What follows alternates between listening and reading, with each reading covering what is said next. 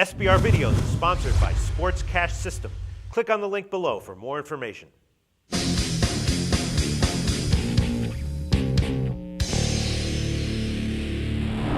Hi, welcome to SBRForum Videos. I'm Peter Loshak. We are previewing Week 15 in college football, and we're talking right now with Steve from collegefootballwinning.com, who's had a great record at his website this year. And even though there's only 14 or 15 games this week, he still found one that he's willing to go on the record and share with us. Steve, thanks for being back with us. Thank you for having me back, Peter. All right, so how did you do last week, the final big regular season week? Well, at the website, we were 4-3-1 last Saturday. Okay. And our formula picks were 3-3-1, which was the worst formula weekend that we've had.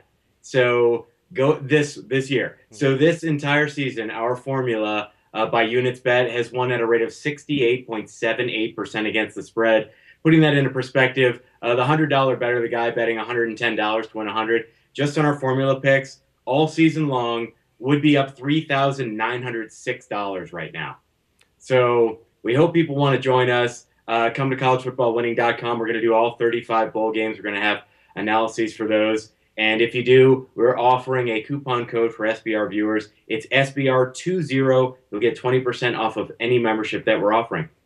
Okay, that sounds great. And the game that you've chosen to discuss this week is the Lafayette-South Alabama game. South Alabama is a 3-point favorite. The total's 58. And, I know you've been pretty high, statistically at least, on South Alabama in recent weeks. But, as a 3-point favorite against, the top team in the conference, Lafayette, I'm not sure this is going to be another week where you're going with them. What do you like here, Steve?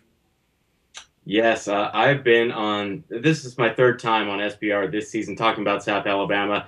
And, in fact, we talked about them last week. They were 7-point favorites last week. I said the line should be closer to minus 13.5 or closer to 2 touchdowns. They won by 3 touchdowns. Right. So I actually went in this week numerically thinking that Louisiana-Lafayette was going to be the right side.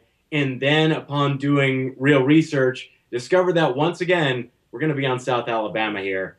And let me explain why. We talked about this before. 5th-year head coach Joey Jones. He's been there since the start of this program. It's only their 2nd year in the FBS for South Alabama. This year, even though they're 5-6 straight up, they are still 7-4 against the spread. In those losses, those 6 straight-up losses, 3 of them have been by 1 point, and 1 has been by 2 points. Their only blowout loss was to Navy, and again, you got to forgive them for that because that's a triple option team, totally different creature. On the other side of the ledger, you have Louisiana, led by 3rd-year head coach Mark Hudspeth.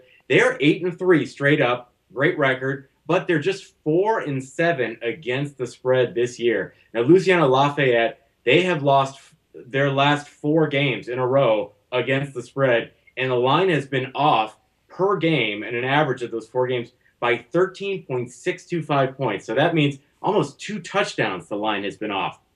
Louisiana-Lafayette, they are Sun Belt Conference champions.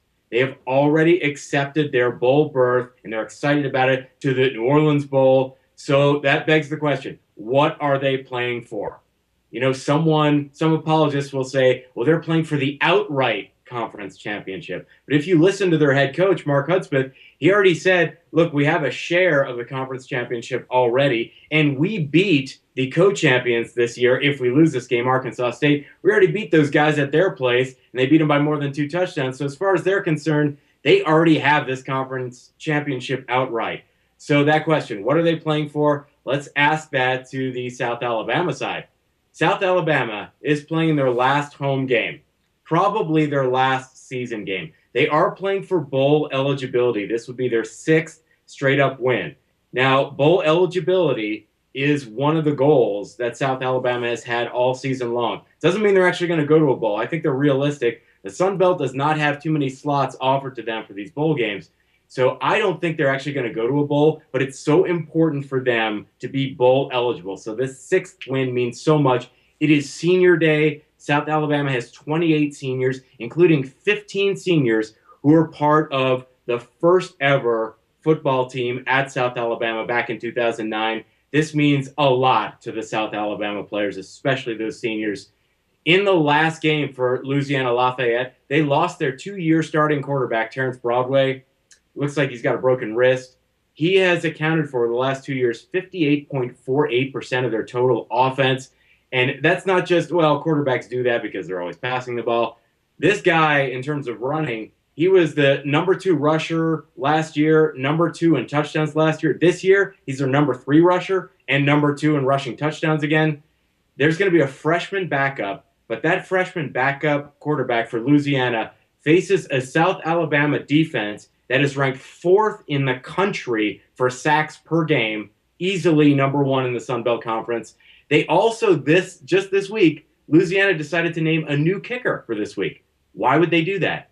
They're doing that to experiment for their bowl game. So it looks like their focus is ahead. They're definitely looking ahead to their bowl game in New Orleans.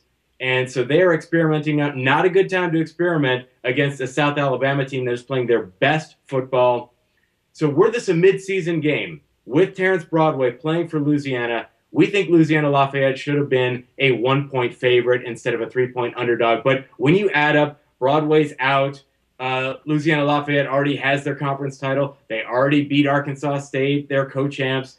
They're going to their bowl game. This is South Alabama's bowl eligibility game. It's probably their last game. They have founding seniors playing in their last game. We think that it accounts for more than a 4-point difference, which is the differential between where this game would have been midseason and where it is right now. So we like South Alabama playing their best football right now and laying the 3 points. Okay, sounds great, Steve. That kind of thorough analysis is why you have the overall long-term record that you do. Really appreciate it once again, taking South Alabama -3. Thanks, Steve. Talk to you again next week.